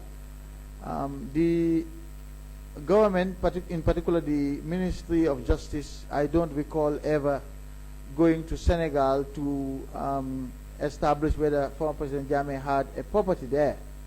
The commission might have done that, I'm not sure, but if I recall vaguely, that probably occurred. I'm not sure whether that's the case, but I'm just thinking now back at events, and it might well have been the case that the commission did send a team to Senegal. I want to believe that the commission or the Ministry of Justice visited Senegal, and one of those that formed part of the team was former Brigadier General Masane Kinte. Yes, but I don't think the Ministry of Justice sent a team to Senegal to investigate the former president. But you have written to them. Yes, we did. As a ministry. We sought their support to help us trace the livestock and the vehicles that were being taken across the border. What was the outcome of that engagement? What was the response in terms of what they found in connection to former president? I do not recall what their response was at this point. But there should be a letter to the effect or to their response. I am assuming that there was, but I cannot recall right now what their response was. I also want to apply that we get this communication from the Ministry of Justice regarding Gambia government engagement with the Senegalese authorities regarding Jammeh's properties or related matters. Noted. A very final question, Honorable. During the period when you assumed the office of the AG, were you using personal gadgets or official gadgets? In what way? Which kind of gadgets? That is the laptops or the desktop that you were using. Also, even with the email, were you using a personal email or an official email? I was using both. Using both. Both personal and official, yes. And it will be possible to have an access to the official? It's an MOJ official email. I am assuming it must be the same email that the current Attorney General is using, because it was the same email that my predecessor was also using at the time. I want to apply, Chair, that we have access to the MOJ email. The official email of MOJ? Yes, the official email of MOJ, not his personal email, the official email. So now what we'll do is, in this case, I think we will have to check for documentations or write 2 minutes of justice to request for that. If there's no, we will request, don't worry. We request for it, yes, that's fine. What about the gadgets per se, the laptops, the desktop that you were using to execute your functions? Were they official? Mostly it was the desktop at the ministry. At the ministry. Yeah. What about your personal assistant? Was he using a personal computer or an official desktop to actually render communications on behalf of your office? I would like to think she would use both. The desktop when she was at her office, and the laptop probably when we traveled outside the office. Honorable Chair, I want to apply that the personal assistant of the former AG to surrender both her personal laptop and the official computer that she was using to communicate on behalf of the ministry. Okay, the former personal assistant. You know the name? I think she is still the personal assistant. There too. Yes. Well, you know, I didn't even see the name shared, so I think we need both. Both of them? Yes. 2 personal assistants at the same time? Did you say? Or maybe you can. Yes, Honorable. Are you having 2 personal assistants Yes. at the same time? I had one when she was moved, and another one was assigned to me. But may I ask, what would be the objective of this request? The objective would be, we are on fact finding. Yes. And in order to get to the bottom of what we are finding, we want to believe that the gadgets that were used to communicate on behalf of the government will be important to probe into those gadgets and actually know what kind of communications transpire through those gadgets. You are more than welcome to do that, but in my experience, you only do so when you ask a witness and the witness responds, and you don't believe in that witness, and you want to conduct additional inquiries. If you have questions that you want to put to me, ask me and I will answer you, and be rest assured that you will get the truth from me. Yeah, Honorable, you know the problem I have is the minutes that, or the meetings that you conducted when you were AG in relation to the Janneh Commission. It seems nothing was minuted. Well, am I wrong or right? Or are you in a position to provide us with the minutes of all your engagements regarding the former Janneh Commission? But you know, I explained to you the other day that evidence come in different forms. There are documentary evidence, there are witnesses. The incidents that I testified to have witnesses.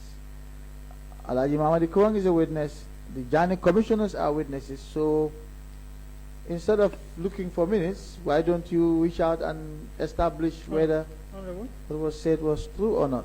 you still stick by the request that you've made? Yeah, I want to stick by. Do you know why? No, that's okay. Hmm? I'm just asking. I have a reason. No, it's all right. We will. I wouldn't call a particular witness name, No. but we Just- have a similar experience and we knew what we have got out of that request. That's For fine. us, it plays a very important role That's okay. for us we will not put to up the- speculate. We will put up the request, yes.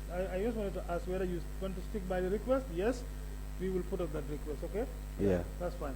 And I think that would be the end of my questions. And once again, my apologies in case I offended you, Mr. Tambedou. No, You know, but we shouldn't offend each other. I offer my apologies to you too, of course. No, and- it's and- well and to the accepted, to be committee. honest. Thank you so very much, Mr. Tambedou. So we have come to the end of the day today. I know it's been a long day. It's almost midnight. Of course, I think it's worth it because the exercise we are doing, you realize that you perhaps are a key player in what we are doing, and that's the reason why we are sitting up till this time. We have had witnesses that were with us, but at least we close mostly around 7 o'clock or 8. But because of the capacity you were handling at the time and the role you have played in the processes of the establishment of the Janet Commission and what they have done, the recommendations, you are a key witness for this committee, and that's one of the reasons why we have stayed long. And it has taken us almost a week to deal with you. And up till now, we still have some pending issues to to trash out. Okay, so we will still have to communicate further, like you said. We'll discuss with the legal team to see how best we can rearrange again for another testimony. Either, yeah, we will discuss that. I don't want to say that until, well, of course. How we much have- more time would you need, Mr. Chair? I'm not sure we will be able to say that now. Because Maybe it we- can't also be No, but we will open-ended. communicate to you. We will communicate that to you. And then you also have, you know, the opportunity to tell us what you think at the time. We will definitely communicate. You are at liberty to do that. Mhm.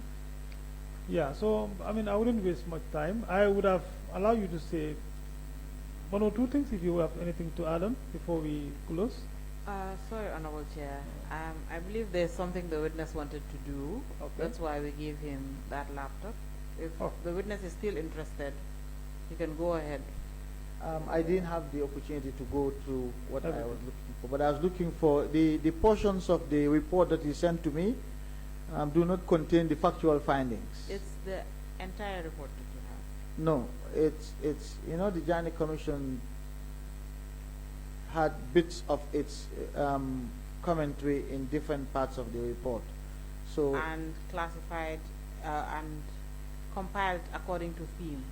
yes, but they're also compiled according to persons. So Yes. sometimes you would see a finding on a state-owned enterprise under an individual rather than under the state-owned enterprise. So that's why I requested for volume 3, which contains the individuals. We can leave this to when you come back, but you're looking at volume 3. When I come back, am I coming back?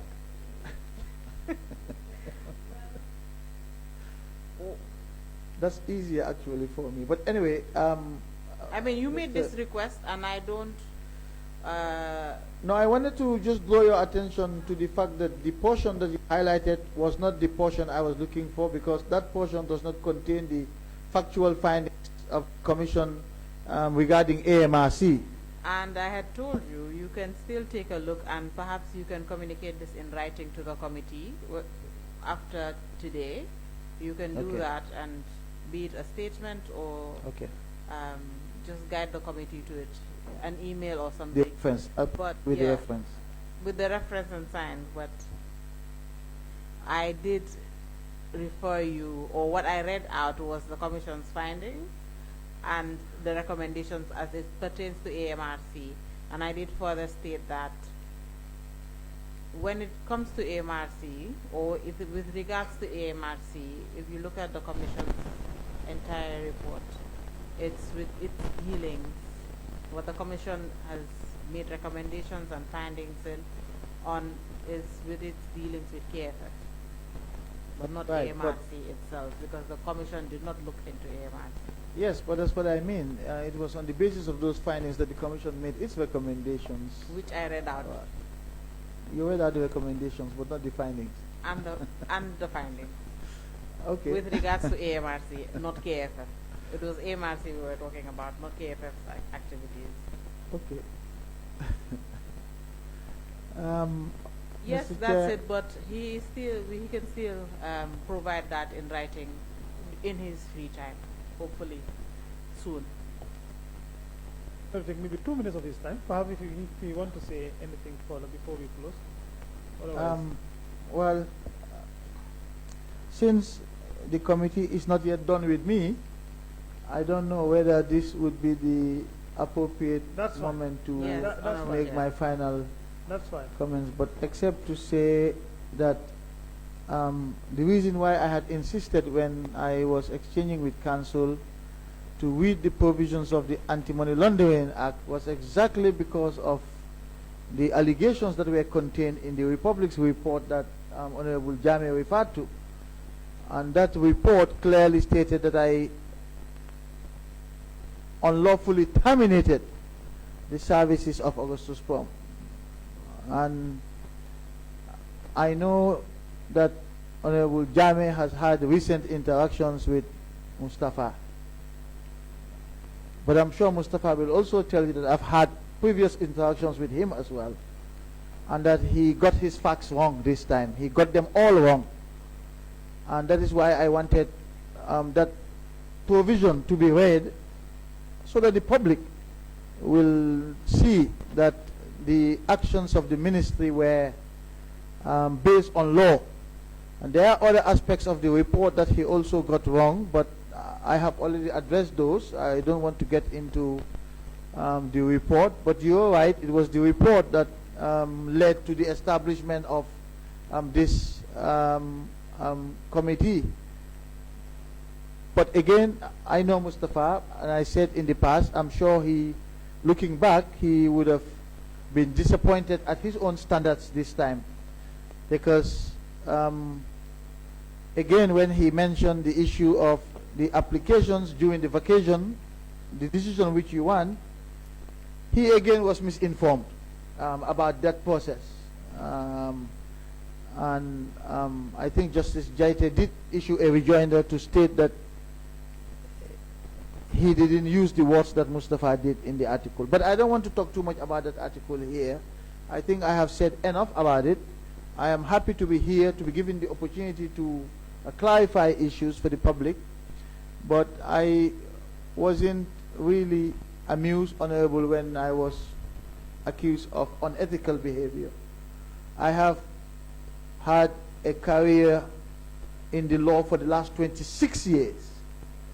And no one inside the country or outside has ever complained about me on anything. And so for you to make a comment like that based on your own belief is unfortunate. But my record remains unblemished both inside and outside the country.